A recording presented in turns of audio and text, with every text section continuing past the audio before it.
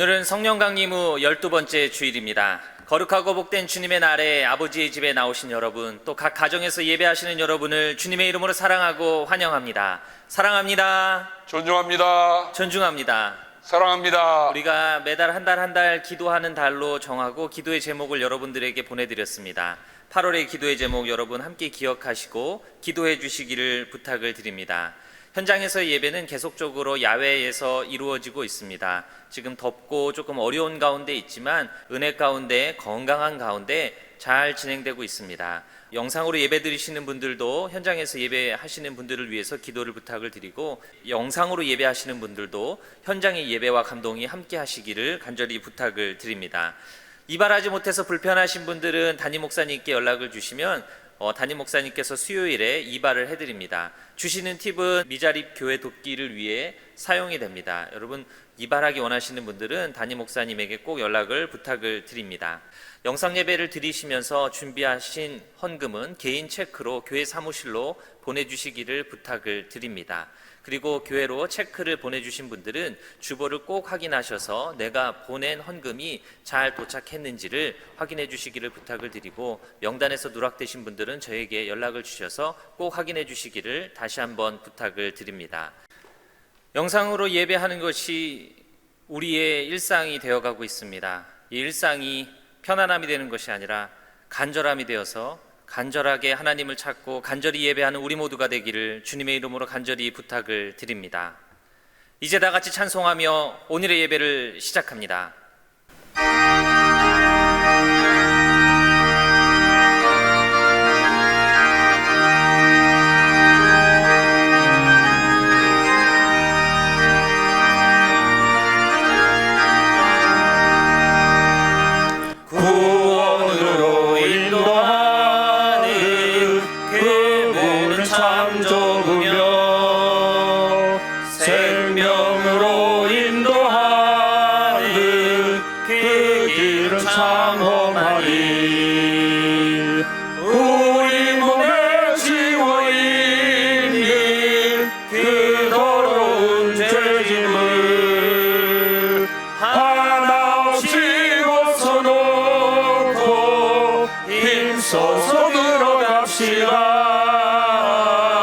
구원으로 인도하는 그 좋은 문 들어가, 영생으로 인도하는 그 생명길 갑시다.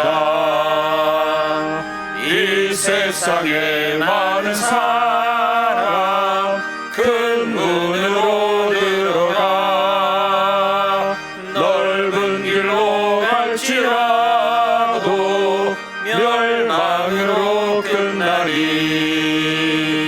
세상 헛된 무기영화 모두 메어버리고,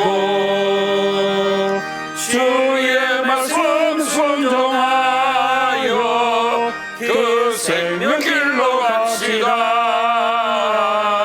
구원으로 인도하는 그 좁은 문 들어가, 영생으로 인도하는 그 생명길 갑시다.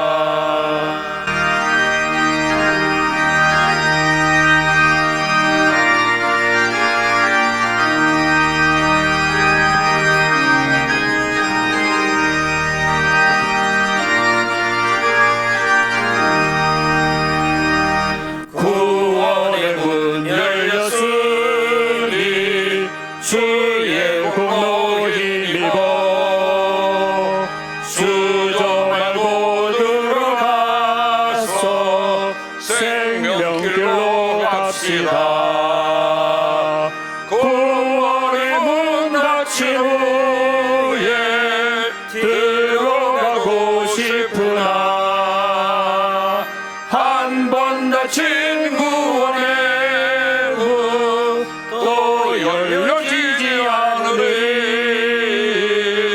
구원으로 인도하는 그 좁은 문 들어가, 영생으로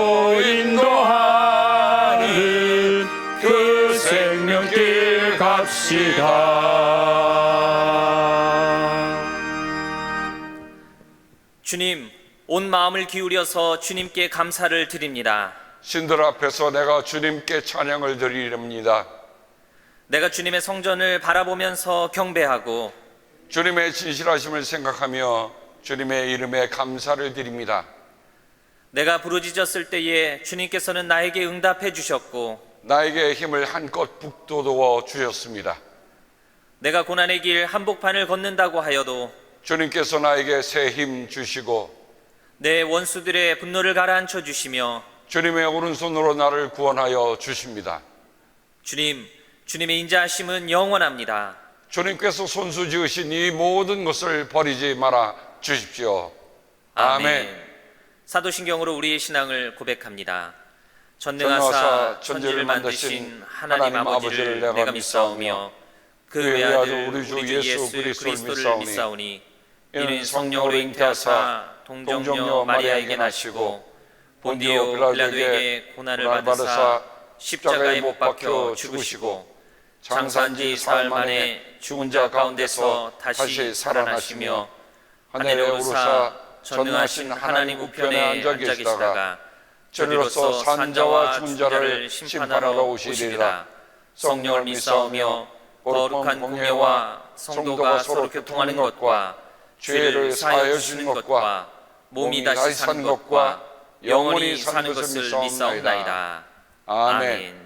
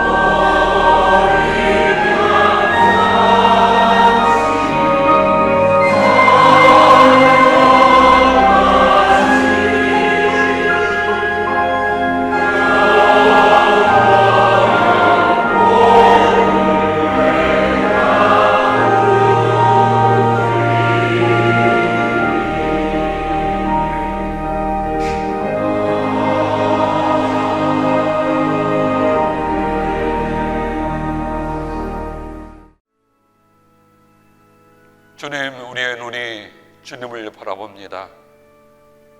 우리의 눈이 주님의 손길을 바라봅니다. 우리의 눈이 주님의 눈동자를 바라봅니다. 주님에게서 나오시는 생명의 빛으로 우리가 어둠 속에서도 생명을 바라보게 하시고 주님의 손길로 우리의 시들고 우리의 지친 영혼들이 힘을 얻게 도와주시고 주님께서 우리를 안아주심으로 우리가 꿋꿋하게 설 수 있도록 주여 도와주시옵소서. 광야를 지원하는 저희들에게 함께 하시는 은혜를 감사하고 주님, 이전에 저희 성령으로 저희들과 이 성찬회에 함께 하여 주셔서 우리가 하나님의 사람이요 주님의 사람이요 성령의 사람이게 하옵소서. 예수님의 이름으로 감사하며 기도합니다. 아멘.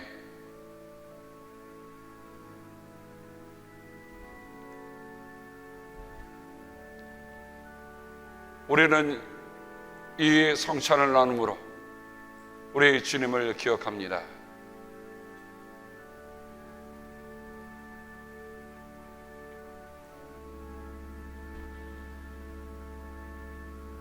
우리는 이 잔을 나눔으로 주님의 용서하심을 기억합니다. 함께 주님의 기도로 기도합니다. 하늘에 계신 우리 아버지, 이름이 거룩히 여김을 받으시오며 나라가 임하옵시며 뜻이 하늘에서 이룬 것 같이 땅에서도 이루어지이다. 오늘 우리에게 일용할 양식을 주옵시고 우리가 우리에게 죄 진 자를 사하여 준 것 같이 우리의 죄를 사하여 주옵시고 우리를 시험에 들지 말게 하옵시며 다만 악에서 구하옵소서. 나라와 권세와 영광이 아버지께 영원히 있사옵나이다. 아멘.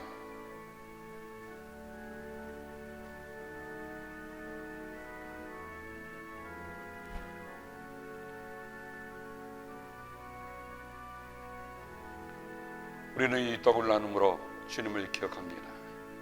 나는 주님을 기억합니다. 나는 주님을 기억합니다.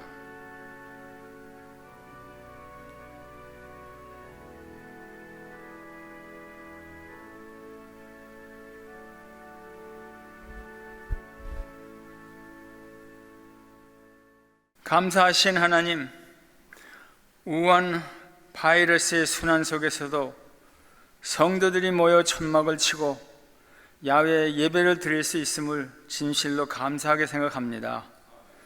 감사와 기쁨의 찬양과 예배를 드리려고 겸손히 나왔습니다. 우리의 죄를 자복하며 우리의 잘못을 슬퍼합니다. 우리들을 십자가 위에 불러주시어 당신 아들 예수를 축복하시사 그의 용서의 위대함이 우리의 죄보다 크심을 깨닫게 하여 주소서. 하나님 아버지께서는 아름다운 산과 바다와 우주를 주시고 민주국가에서 살게 하여 자유와 풍요로움을 누리게 하셨나이다. 우리의 생명과 건강과 믿음과 교회와 그리고 모든 것들을 우리에게 주신 분이 당신이시며 아버지께 새롭게 감사하나이다. 하나님 아버지께서 영광을 돌릴 수 있는 삶을 원합니다. 우리가 좋아하는 사람을 사랑하기는 쉬운 일이나 우리가 밖에 낯선 사람, 풍습과 생각이 다른 사람, 나를 좋아하지 않게 여기는 사람도 이해하고 사랑하기는 쉽지가 않음을 고백합니다. 우리에게 용서의 마음과 온유와 겸손, 마음의 가난함을 주시고 화평을 이루는 처세 복을 주시옵소서.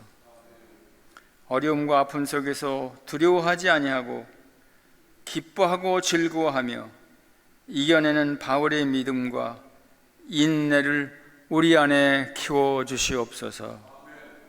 오늘의 예배를 주관하여 주시어 신령한 예배되게 하여 주시며 우리의 교회가 계속 성장하도록 늘 함께 하여 주시옵소서.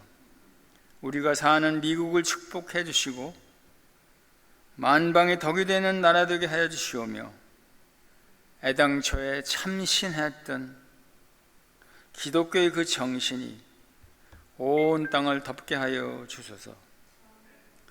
우리가 나고 자랐던 대한민국은 역사 이래 드물었던 고통을 겪고 있습니다. 무능하고 부패하고 이상한 철학을 가진 위정자들로 상처는 망가지어 홍수가 일어나고 재장은 바닥을 치고 나라 안과 밖으로 많이도 망가져 있습니다. 무너진 성전을 다시 세웠던 느헤미야와 같은 지도자가 필요합니다. 에스라와 같은 진리를 가르치는 정신적 스승이 필요합니다. 모세와 같은 지도자가 필요합니다. 의에 굶주린 숨은 일꾼들을 불러주시옵소서. 7천만 우리의 동포들을 긍휼히 여기옵소서. 삼천리 방방곡곡에 주님을 예찬하는 찬송의 소리가 우렁차게 퍼져올 그날이 오게 하옵소서.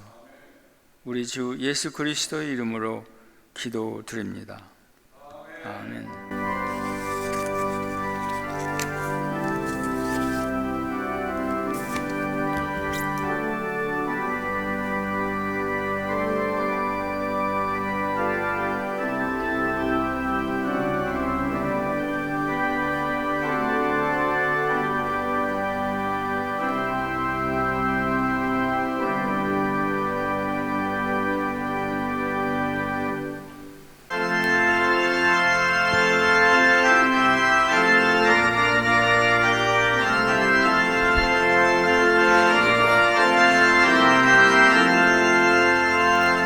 이 몸의 소망 무언가 우리 주 예수뿐일세. 우리 주 예수밖에는 믿으리 아주 없도다.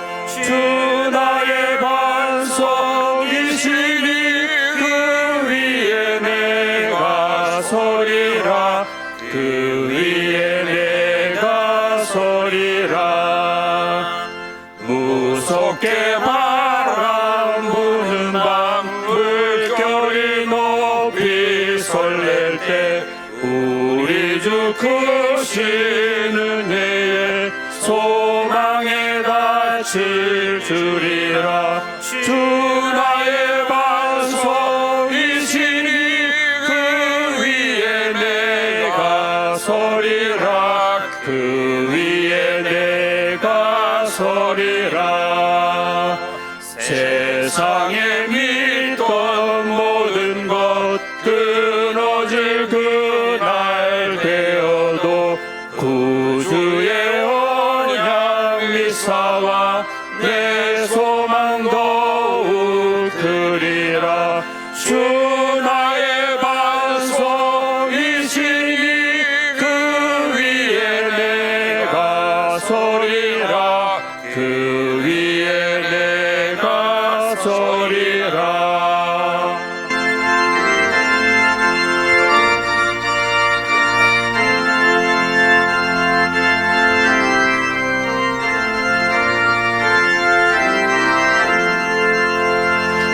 바라던 천국 올라가 하나님 앞에 배울 때 구주의 은혜 힘입어 어여시 바로 서리라. 주 나의 반석이시니 그 위에 내가 서리라. 그 위에 내가 서리라.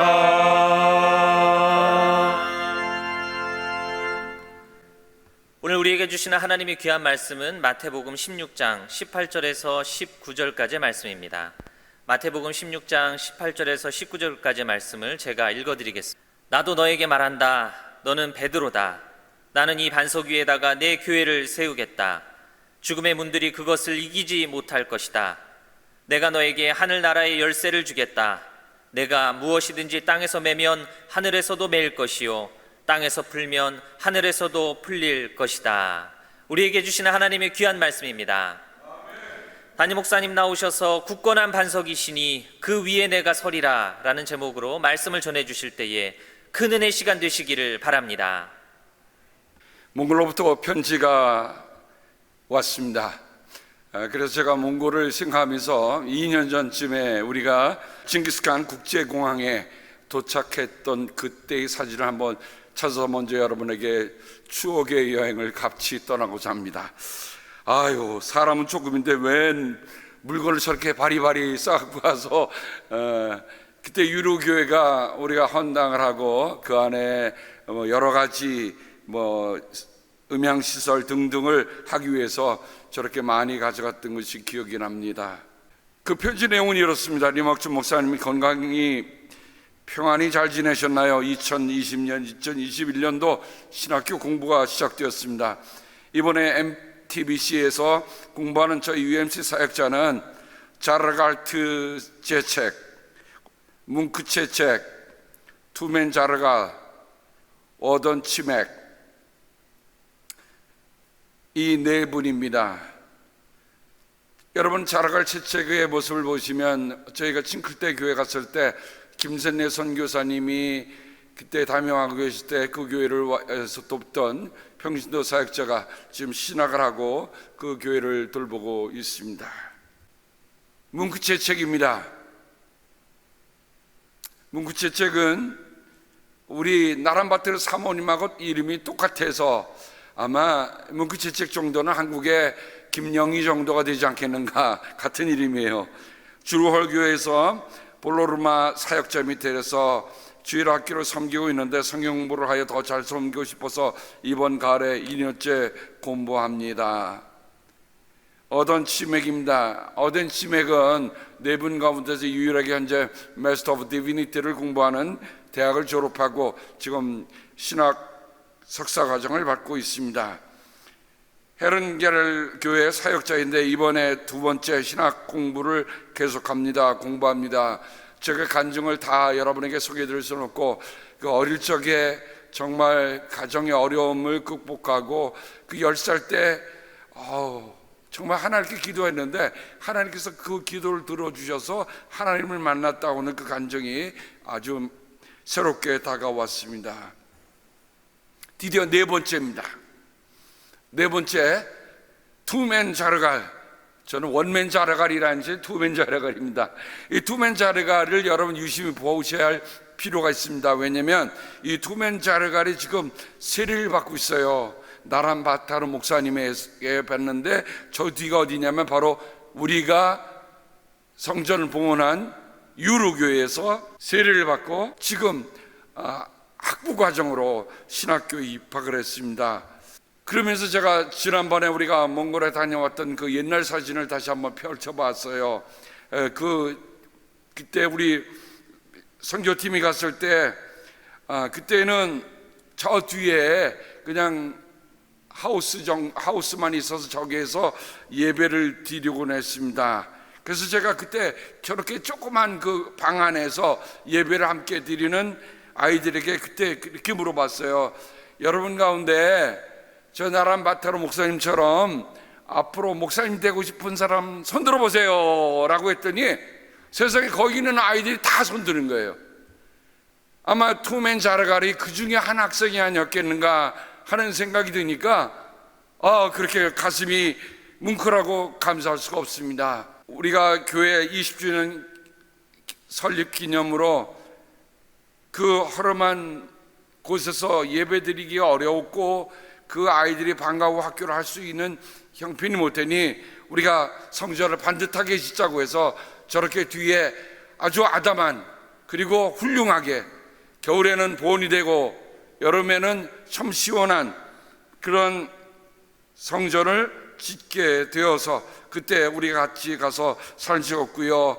그 안에는 이처럼 아주 훌륭하게 많은 사람들이 모여서 함께 헌당 예배를 드리게 됐던 것을 우리 모두가 기억합니다.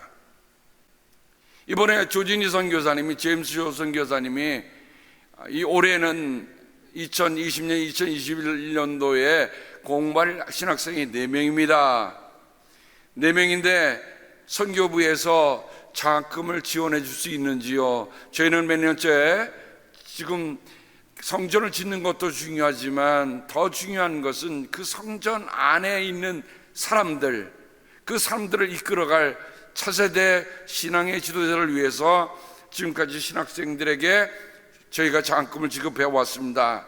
올해는 감사하게 1명이 더 늘었어요. 왜냐하면 투맨 자르갈이 유로교에서 세례를 받고 학부 과정으로 들어왔으니 그래서 이렇게 장학금을 4명에게 보낼 수 있겠습니까? 라고 물어왔습니다. 그런데 제가 이 온 것을 우리 선교부장님에게 보내드렸어요. 근데 선교부장님이 제게 이렇게 답신을 보냈습니다. 사랑하는 목사님, 보내주신 몽골 소식 감사히 받았습니다. 하나님의 자녀들이 이토록 힘든 세상에서도 열심히 공부하고 있네요. 더욱더 격려를 보내주어서 하나님의 영광의 열매가 풍성하기를 기도드립니다. 허락하신다면 저희가 이번 학비 $2,000를 맡겠습니다. 올해 몽골 선교 여행 비용을 이렇게 대신 쓴다고 생각합니다. 확답 바랍니다. 사랑하고 존중하며 센과 사라.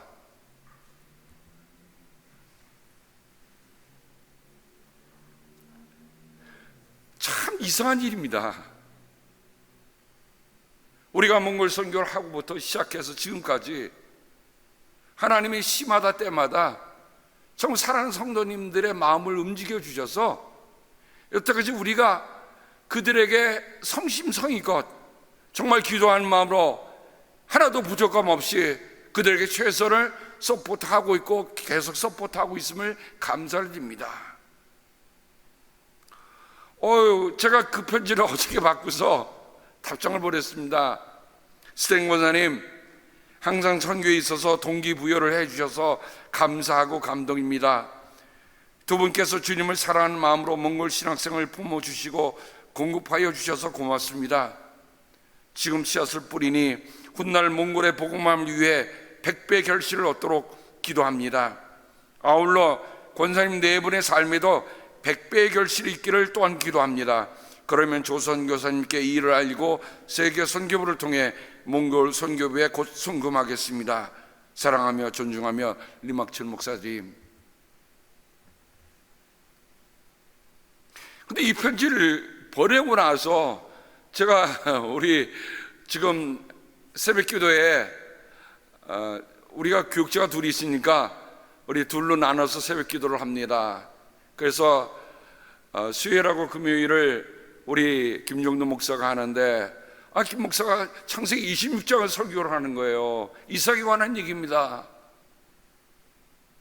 근데 그 안에 이런 말씀이 기록되고 있어요.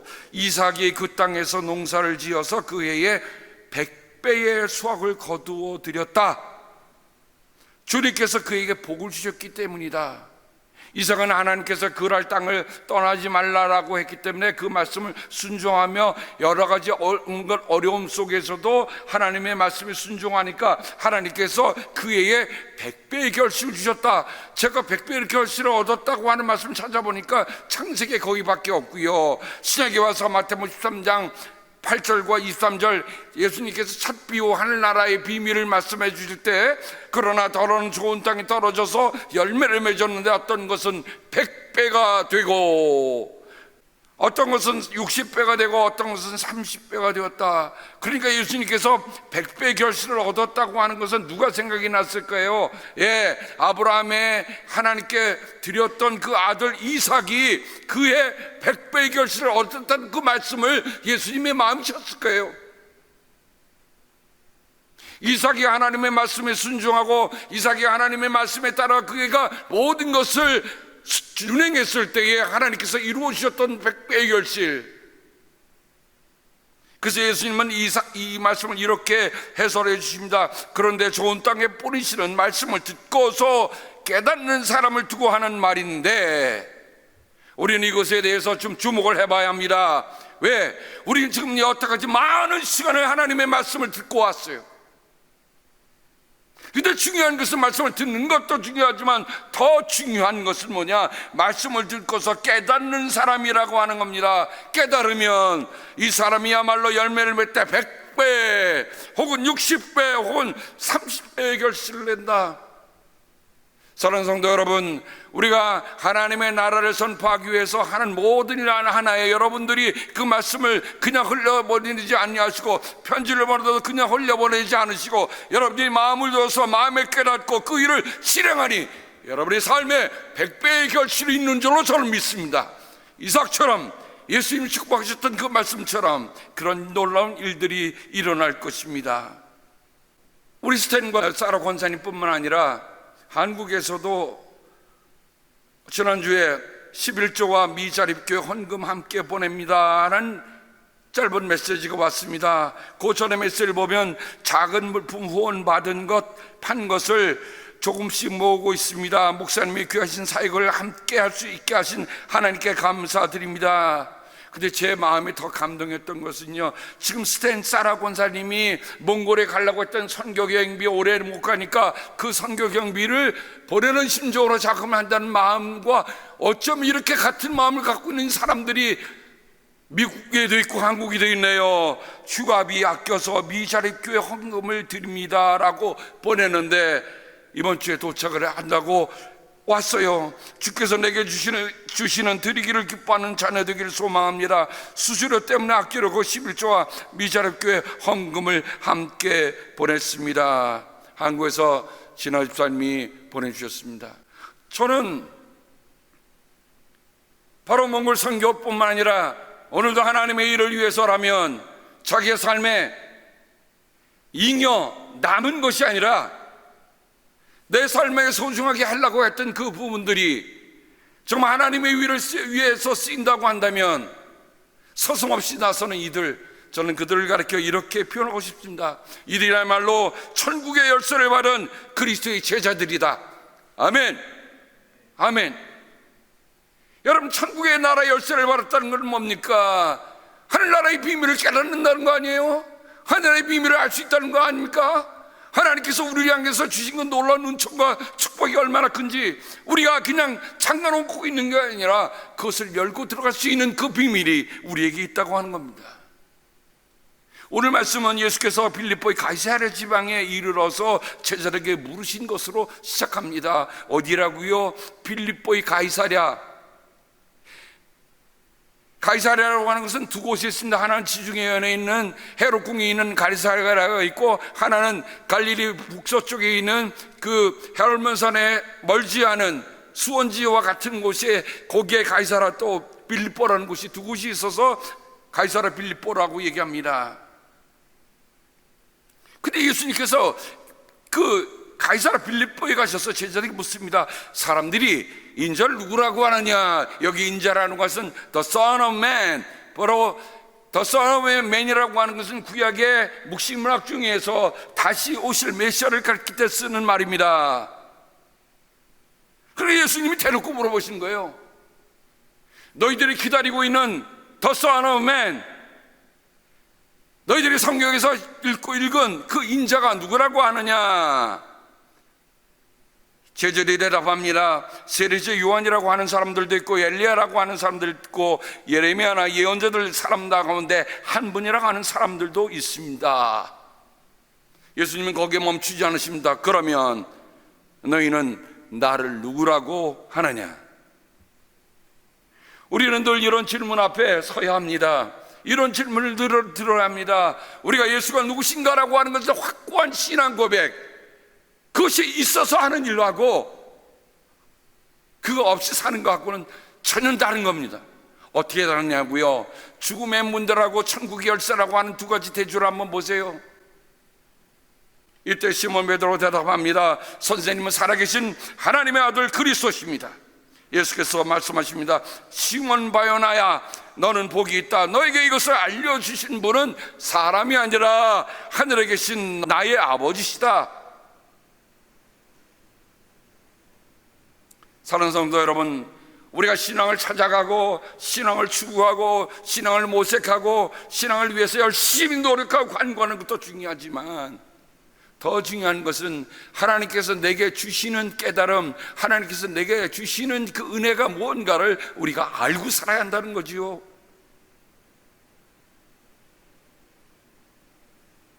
다니엘서 2장 28절에 보면 다니엘은 비밀을 알려주시는 분은 오직 하늘에 계시는 하나님뿐이십니다 라고 얘기합니다. 그렇죠. 우리가 그리스도를 그리스도로 아는 것도 결국 내가 아는 게 아니라 그분이 알려주신 거예요. 많은 일들이 있지만 이것이 하나님의 일이다 라는 것을 우리가 어떻게 알겠습니까? 하나님이 우리의 마음속에 마음이 감동을 주시고 이것은 내가 해야 할 일이야, 이것은 내가 나의 일을 하는 거야 라는 마음을 주실 때 우리가 가능한 거 아닙니까?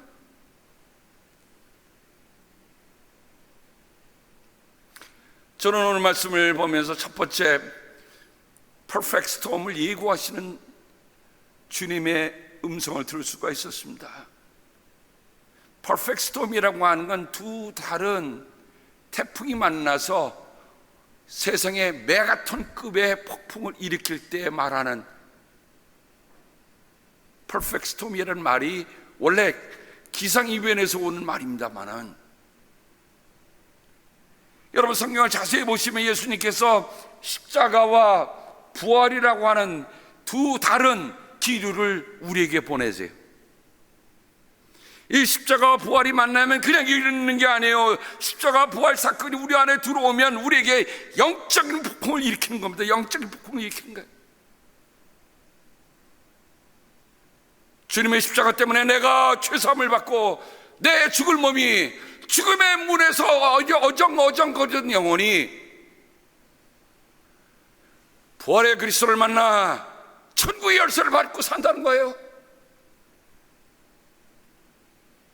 이게 사람의 말로 설명할 수 있는 일이겠습니까?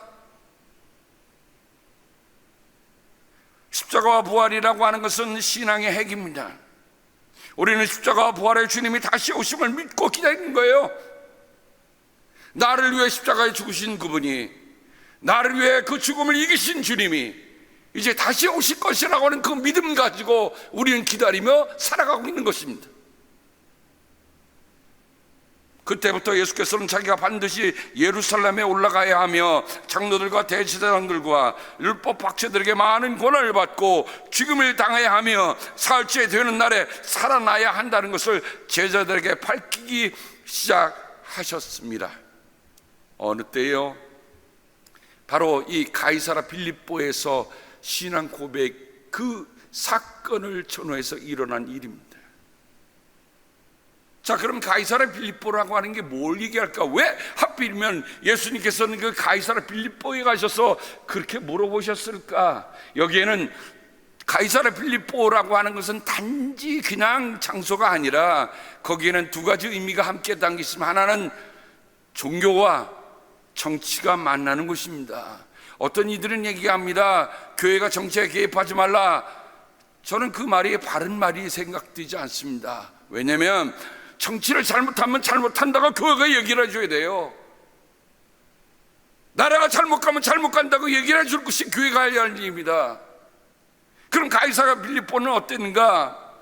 거기에는 두 개의 신전이 함께 있었던 곳입니다. 원래 가이사라 빌립보는 가이사 아구스투스가 헤롯 왕에게 하살한 곳입니다. 그래서 이 헤롯 왕의 아들이었던 분봉왕 헤롯 필립 2세가 가이사 아구스투스 황제를 기리는 도시로 꾸미며 총독 주재 도시와 구분하기 위해 자기 이름을 붙인 곳입니다. 그러니까 다른 말로 하면, 야, 로마 황제가 우리를 어여삐 보셔서 이곳에서 이렇게 지내니 황제시여 우리가 당신을 그렇게 잘 섬기고 있어라고 하는 의미로 세운 곳이 가이사라 빌립보란 말입니다. 거기에 아우구스투스 신전이 있었어요. 근데 다음 사진을 보시면 큰 산에 저렇게 동굴을 파서 바위를 쪼아내서 만드는데, 다행히도 저 지역에는 무슨 지역이면 석회암 지역입니다. 석회암 때문에 파기가 그렇게 어렵지 않아요. 그래서 동굴을 깊이 파갖고 하나는 판신, 판이라고 하는 건 그리스 신화에 나오는 위는 사람이고 밑에는 염소입니다. 그리고 거기에 신을 보는데 그 다음 사진을 보시면 판신에는 자연과 목자 신이고 이것이 가나안의 바알 신과 유사한 풍요를 갖다 주는 신이라고 그들은 믿어왔습니다. 아마 양들을 키우는 사람들에게 있어서 거친 산을 내닫는 이 염소를 보면, 야, 저 염소가 대단히 세구나 느꼈을 것 같아요. 그래서 머리에는 염소의 뿔을 달고 다리는 염소의 다리를 한 그런 신으로 둔갑시켜 놔서 사람들이 만들어 놓고 거기다가 신전을 만들어 놓고, 하나는 가이사 아우구스투스의 신전을 함께 만들어 놓은 곳이 바로 가이사라 빌립보입니다. 그럼 예수님께서 거기 하신 말씀을 보면서 저는 그 말씀을 유심히 보는 거예요. 아, 예수님께서 지금 실물 교육, 요런 말로 하면 시청각 교육을 하고 계시는구나. 필드 실험을 하셔서 제자들에게 그것을 보여주시면서 하시는구나. 달리 말하면 예수님은 그 가이사라 빌립보의 판신과 가이사 아구스투스의 신전을 보여주면서 이런 말씀을 하셨으리라 저는 생각이 됩니다. 왜냐하면 아까 바위를 파서 만든 신전이잖아요. 동굴 안쪽 깊숙한 곳에 샘 근원에 판 신상을 두고 희생 제사가 행해집니다. 살아있는 희생 제물을 바위에 갈라든 통으로 던져 넣어서 제물이 물속으로 사라지면 신이 제물을 받아들이는 것을 생각하고, 희생 제물이 크게 손상할 것 피를 흘려 그 피가 물 위로 나타나면 신으로부터 희생 제물이 거절당했던 것을 그들을 받아들였다고 해요.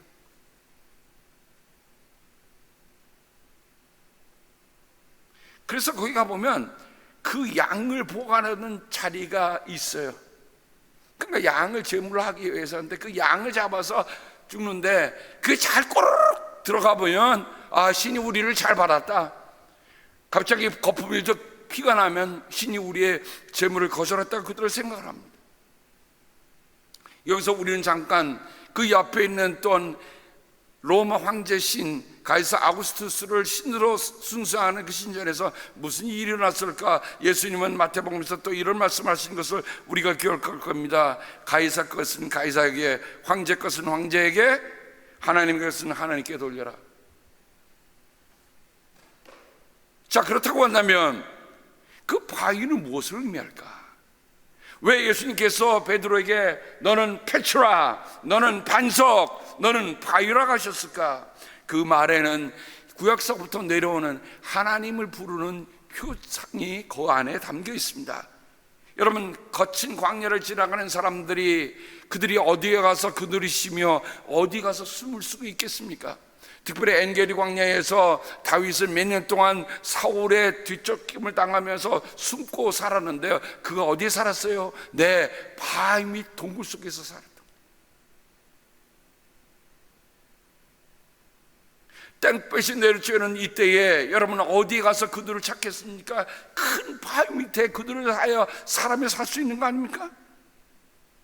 그래서 광야의 바위라고 하는 것은 구원의 영원한 표상을 가리키는 말이기도 했습니다. 출애굽기 17장에 보면 바위에 얽힌, 모세와 바위에 얽힌 첫 사건이 일어납니다. 백성들이 마실 것이 없다고 아우성 치며 왜 우리를 죽이려고 하는가, 이 많은 양떼를 어떻게 하려고, 우리 식구들을 어떻게 하려고 막 아우성 칠 때 하나님께서 모세에게 말씀하십니다. 이제 내가 저기 호렙산 바위 위에서 너희 앞에 서겠으니 너는 그 바위를 쳐라. 그러면 거기서 이 백성이 마실 물이 터져나올 것이다. 모세가 이스라엘 장로들이 보는 앞에서 하나님이 시키신 대로 하니 엄청난 물이 쏟아지기 시작했습니다.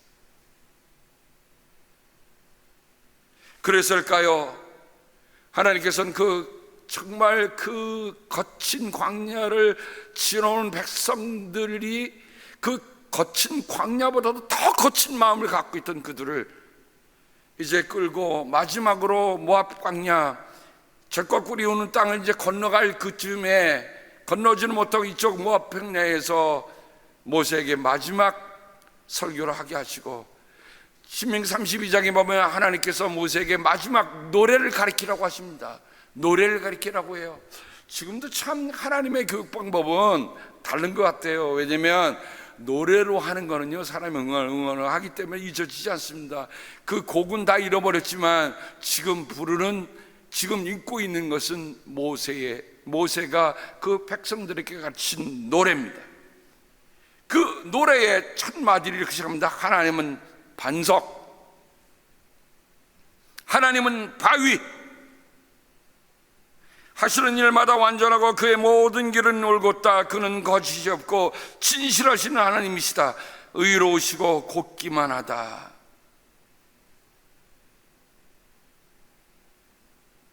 히브리 성서에 보면 바위나 돌을 가리키는 말이 몇 가지 다른 표현이 있지만, 특별히 여기 나오는 수루라고 하는 이 말은, 반석이라는 이 말은 샘이 솟아난다는 뜻을 가지고 있는 말입니다. 다른 말로 하면, 여러분, 샘이 솟아난다고 하는 것은 물의 근원을 얘기하는 거지요. 물의 근원을 얘기한다는 말은 다른 표현을 하면 생명의 근원이라는 표현도 할 수가 있습니다. 그냥 바위가 아니란 말입니다. 물이 솟아나는 바위, 거친 광야에서 마실 물이 없어서 다 이젠 죽게 됐다고 했던 그들에게 그 바위 속에서 물을 내셨던 그 사건과 연상되는 말씀이 이수루라는 말이라는 것입니다. 그런데 제가 신명기 32장을 보면서 하나님이 반석임에도 불구하고 그 반석에 대한 32장만큼 반석에 대해서 가장 많이 표현하는 곳이 없더라고요. 32장 5절, 그러나 너희가 하나님께 맞서 악한 짓을 하니 수치스럽게도 너희는 그의 자녀가 아니요 비뚤어지고 뒤틀린 세대이다. 이스라엘은 부자가 되더니 반역자가 되었다. 먹거리가 넉넉해지고 실컷 먹고 나더니 자기들 지으신 하나님을 쳐버리고 자기들의 반석이신 구원자를 업신여겼다.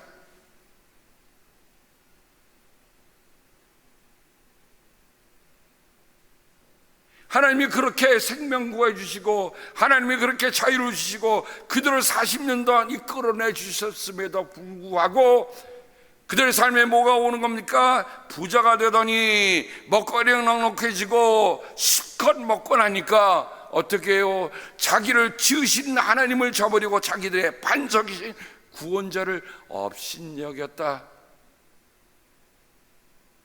귀담아 들어야 할 말씀입니다. 이어서 너희는 너희를 낳은 바위를 버리고 너희가 낳은 하나님을 잊었다. 생명의 근원 되신 바위이신 하나님은 버렸다라고 얘기합니다. 여러분, 바위가 어떻게 자식을 낳겠습니까? 근데 그 바위라고 하는 것이 그냥 돌덩어리가 아니더란 말이죠. 아까 말씀드린 것처럼 생명의 근원이에요. 그거 없이는 살 수가 없는데. 더 나아가서 모세는 주님께서 자기의 백성을 포기하지 않으셨다면, 그들의 반석께서 당신의 백성을 원수에게 팔아넘기지 않으셨다면 어떻게 원수한 사람이 이스라엘 사람 1000명을 물리치고 둘이서 10,000명을 도망치게 할 수 있었겠는가? 우리의 원수까지도 자기들의 반석이 우리의 반석보다 약함을 한다. 모세가 하나님께 지시하셔서 부른 마지막 노래, 그 노래를 들어보면 참 씁쓸하기가 그지가 없어요. 왜? 살려달라고 할 때는 언제고 살려주니까 전혀 다른 짓을 해?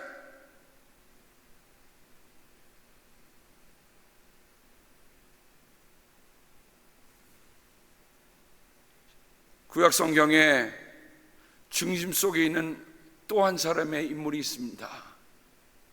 모세가 어떤 의미에서 보면은 하나님의 율법을 받은 사람이라면 그 율법을 아름답게 지키며 그것을 노래로 승화시킨 사람이 다윗입니다.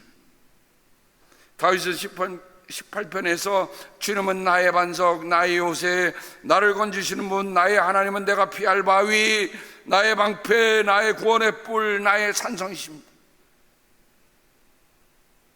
그 말은 뭡니까? 사방을 두리보고 요리조리 보아도 하나님에 대한 표현이 이보다 더 할 수는 없다 하는 그 느낌이 저는 이 다윗의 고백을 통해서 느껴집니다. 표현하고 더 표현하고 싶어도 내가 하나님을 찬양할 만 가지 이유가 있습니다 라는 의미가 그 안에 담겨 있단 말입니다. 주님밖에 그 어느 누가 하나님이며 우리 하나님밖에 그 어느 누가 구원의 반석입니까? 다윗은 시편 62편에 거듭 이렇게 얘기합니다. 반석이라는 말이 3번 나옵니다. 하나님만이 나의 반석, 나의 구원, 나의 요새시는 나는 결코 흔들리지 않는다. 하나님만이란 말이 예쁜 여기는 홀로 하나님만이 나의 반석이다. 다른 어떤가 나의 반석일 수 없다. 그러면 나는 흔들리지 않는다. 하나님만이 나의 반석, 나의 구원, 나의 요새시 나는 흔들리지 않는다. 내 구원과 영광이 하나님께 있다. 하나님은 내 견고한 바위시요 나의 피난처시다. 이처럼 다윗은 시편 62편에서 하나님이 내 바위, 내 반석, 수루라는 말을 3번 거듭 말하는 것을 통해서 그에게는 완벽한 하나님의 고백을 하고 있는 것을 우리가 보게 됩니다. 뿐만 아닙니다. 다윗이 찬양대장으로 임명했던 아삽은 시편에서 이렇게 고백합니다. 여러분, 정말 훌륭한 왕 밑에는 훌륭한 신하가 있는 거 아닙니까? 왕은 노래를 이렇게 하는데 신하는 다르게 노래 부른다. 저는 그렇게 생각할 수 없어요. 우리말의 한통속입니다. 그죠? 정말 애국자가 모인 곳에는 애국자가 모이는 거고, 내가 주님과 함께 하니 하늘로 가더라도 내게 주님밖에 누가 더 있겠습니까? 땅에서라도 내가 무엇을 더 바라겠습니까? 내 몸과 마음이 다 시들어가도. 저는 이 말씀을 대하면서 참 우리 교회 연장자들을 많이 생각했어요. 어때요? 여러분 젊었을 때는 모든 걸 다 할 수 있다고 생각하지 않으셨습니까? 이제 연세가 들어가면서 마음속에 오는 느낌이 어떤 것은 내 몸과 마음이 다 시들어가도 그런데요 어쩌라고요? 근데 아삽은 그걸 알고 있었어. 내 몸과 마음이 다 시들어가도 하나님은 언제나 내 마음에 든든한 반석이시요 내가 받을 몫의 전부이십니다. 아멘. 여러분 인생이 낡아가는 것, 늙어가는 게 있고 인생이 읽어가는 게 있다고 얘기하잖아요. 아삽은 어쩌면 그의 인생에 익어가는 것이 뭔가 하는 것을 우리에게 얘기해 줍니다. 어떻게 해요? 내 몸과 마음이 다 시들어가도 하나님은 언제나 내 마음에 든든한 반석이요 내가 받을 몫의 전부이십니다. 세상이 청구하지 않습니다. 세상에 무엇을 달라고 하지 않습니다.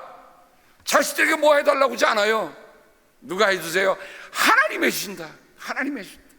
하나님이 해주신다.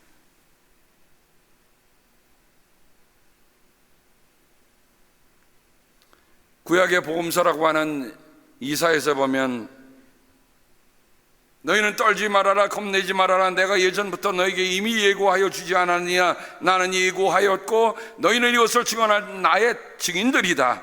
나밖에 다른 신이 또 있느냐? 다른 반석은 없다. 내가 전혀 아는 바 없다.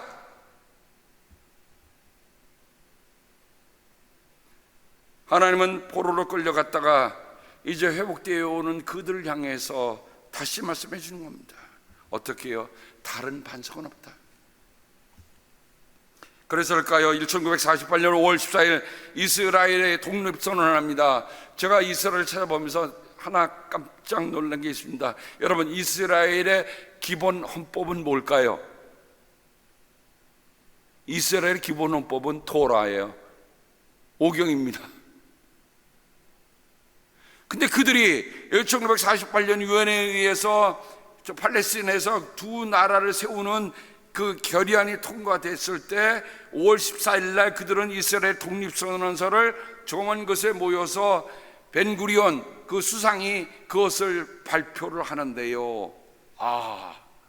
처음에 나오는 그 단어가 예상치 같습니다. 에레츠 이스라엘.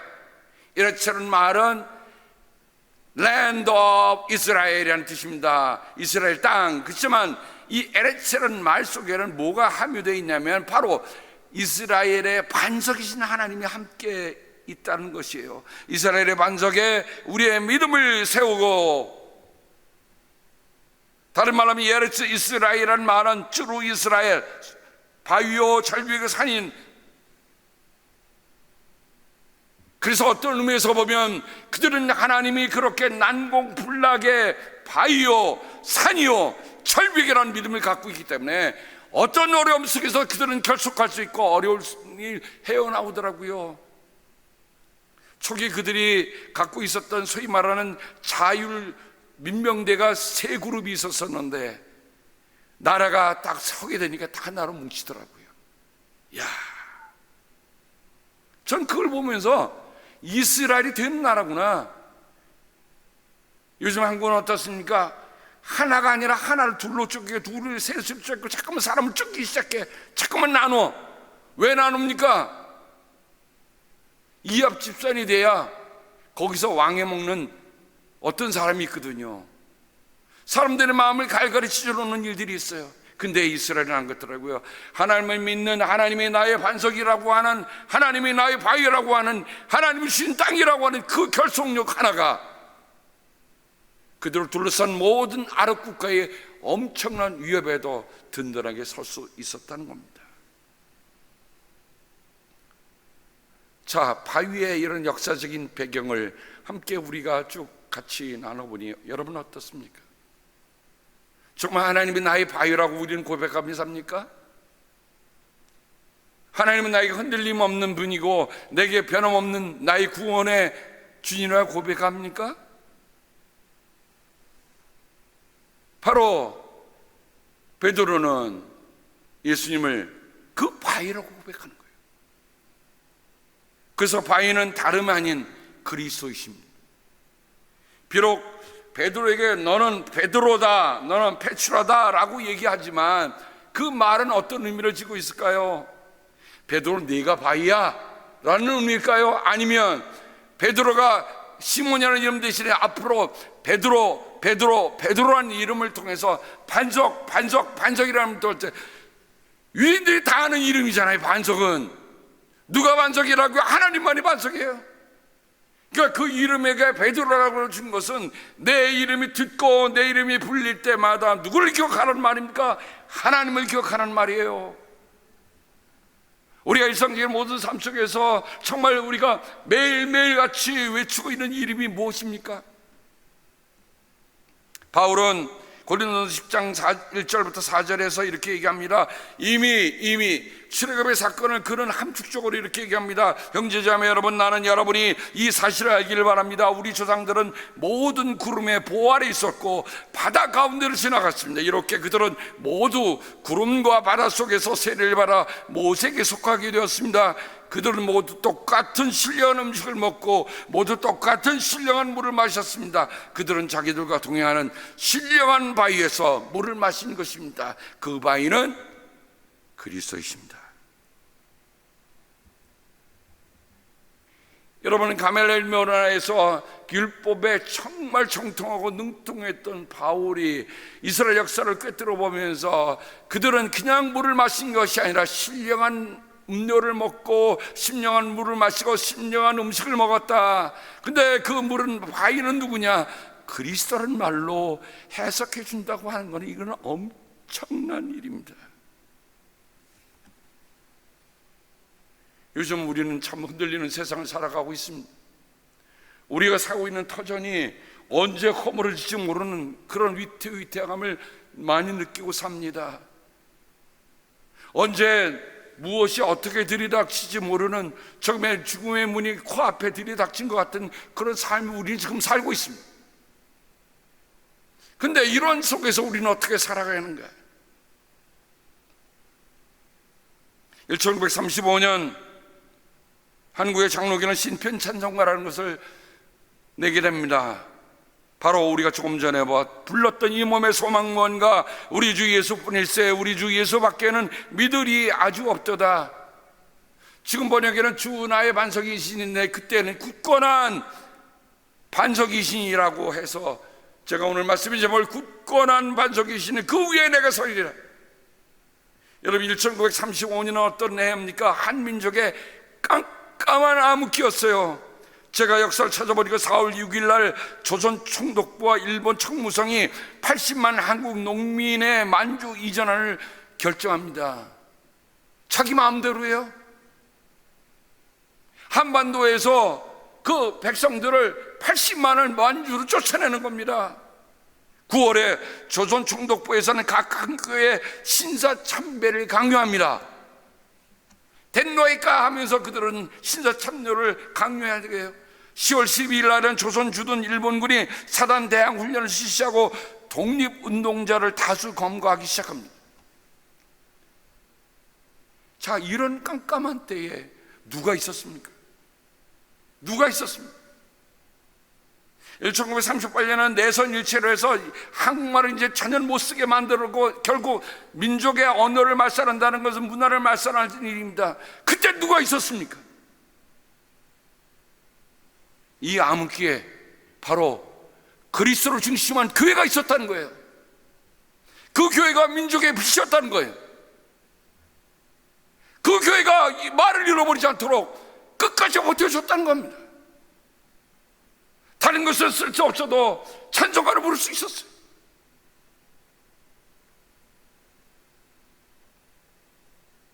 저는 요즘 한국에서 일어나는 일들을 보면서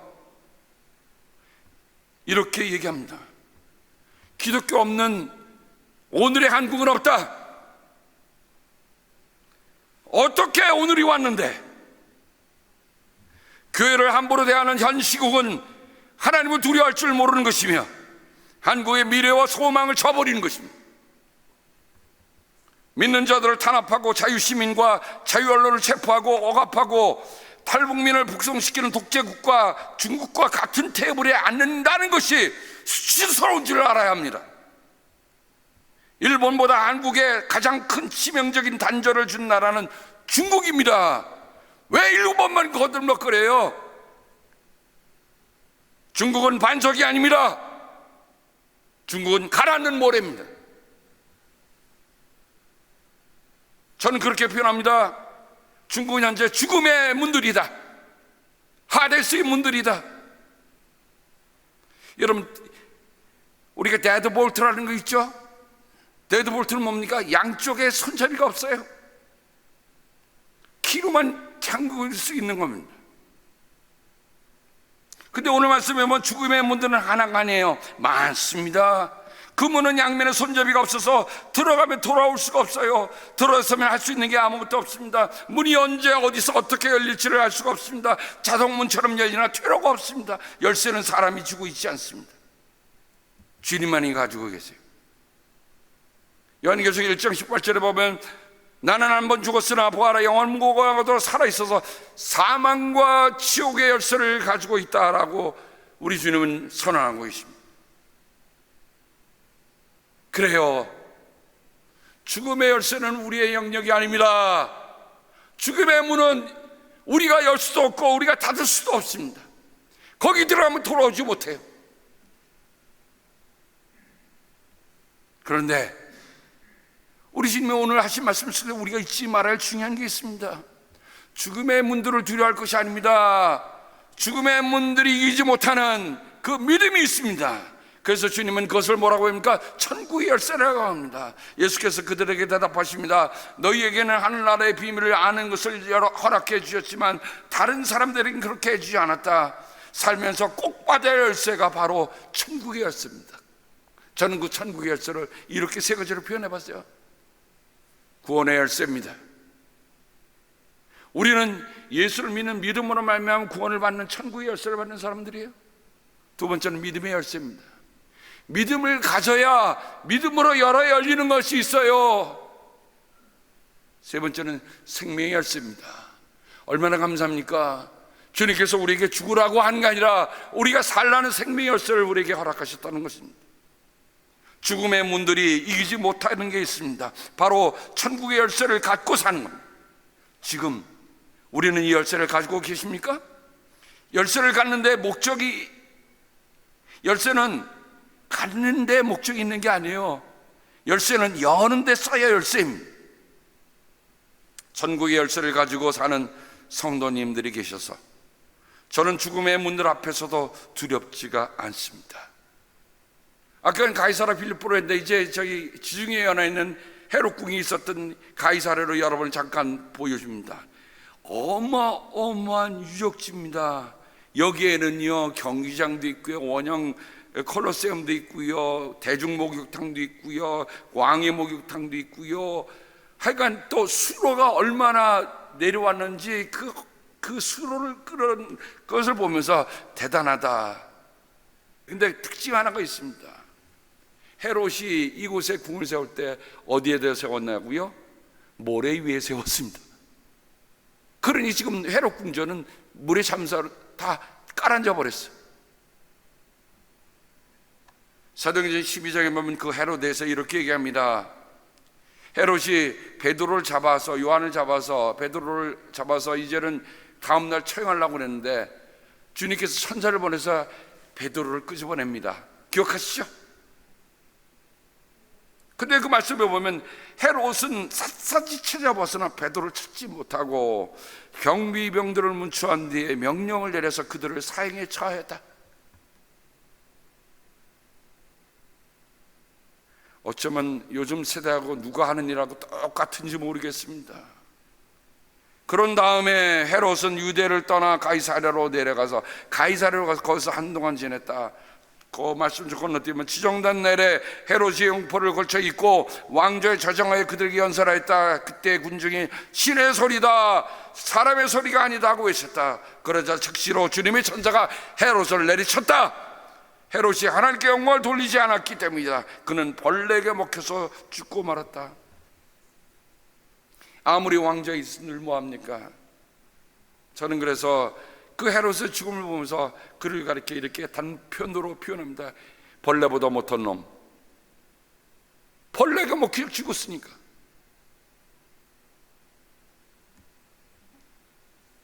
헤롯은 모래 위에 성을 세웠습니다.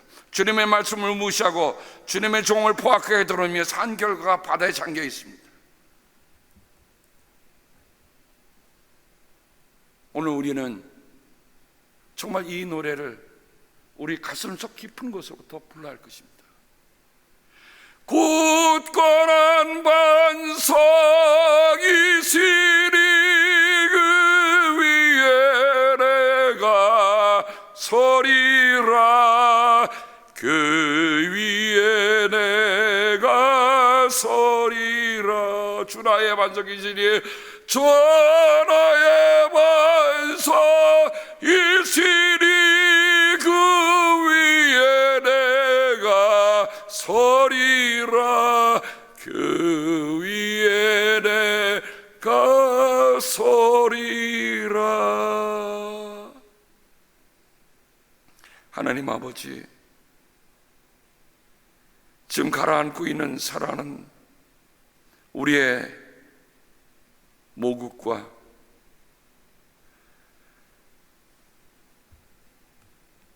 어려움을 당하고 있는 교회를 위해 간절한 마음으로 기도합니다. 하나님, 어떻게 이런 일이 있을 수 있겠습니까? 나라와 민족을 살린 게 교회 아니었습니까? 우리 주님께서 내가 이 반석에 교회를 세운다고 했는데 주님의 교회입니다. 사람의 교회가 아닙니다. 사람의 교회를 함부로 대하는 모든 이들은 결코 온전치 못할 것입니다.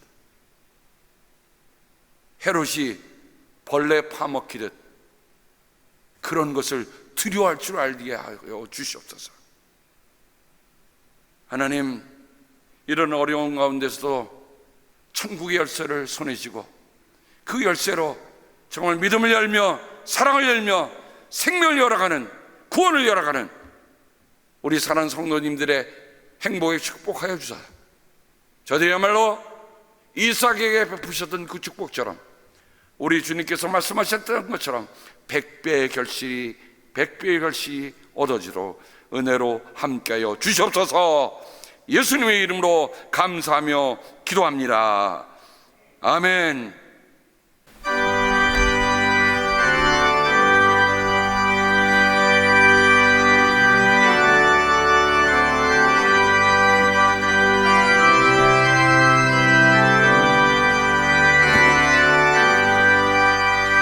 나의 영원하신 기호 생명보다 귀하다. 나의 갈 길 다가도록 나와 동행하소서. 주께로 가까이 주께로 가오니 나의 갈 길 다가도록 나와 동행하소서. 세상 복이 아니란과 모든 명예 버리고 험한 길을 가는 동안 나와 동행하소서. 주께로 가까이 주께로 가오니 나의 갈 길 가도록 나와 동행하소서.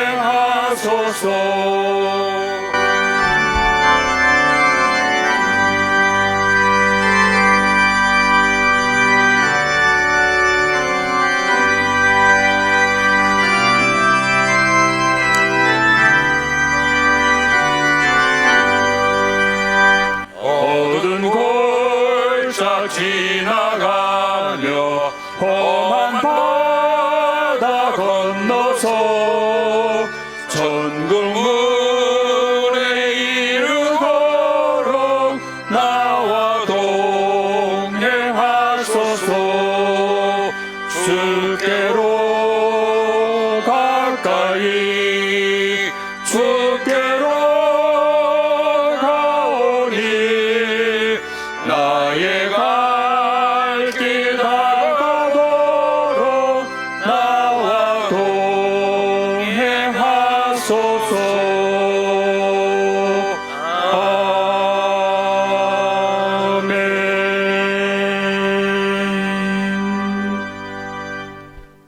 하나님이 주시는 은혜를 따라 하나님 앞에 우리의 삶을 쪼개고, 하나님이 우리에게 다 주셨지만 그것에 아주 일부를 떼어놓는 것은 내가 가진 모든 것이 하나님께로부터 왔다고 하는 고백인 것을 주님 알아주시고 받아주시고, 우리가 그리하여 우리가 하나님이 은혜로 지금 살고 있고 하나님이 인도하심 속에 살고 있다는 것 늘 잊지 않도록 하나님 함께하여 주시옵소서.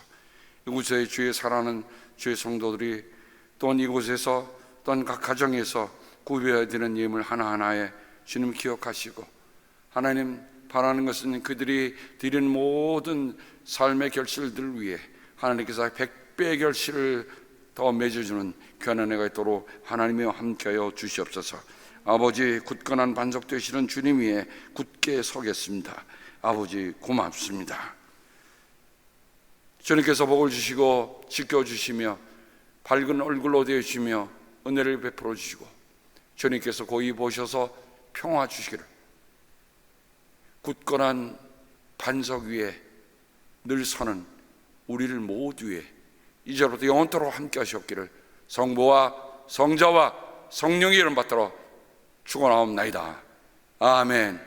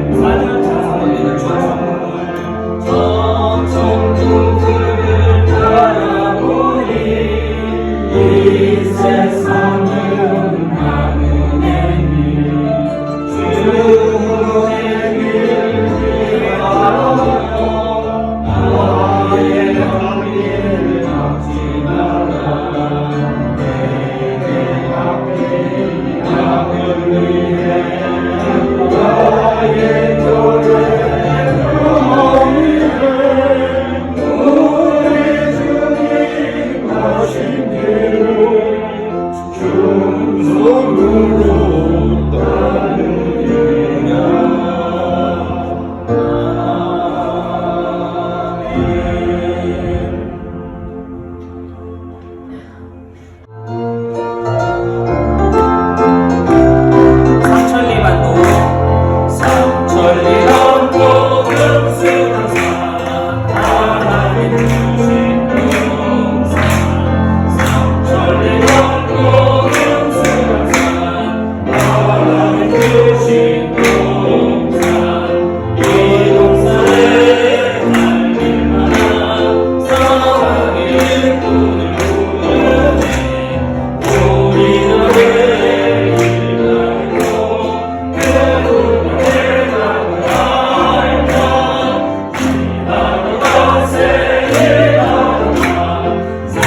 살리고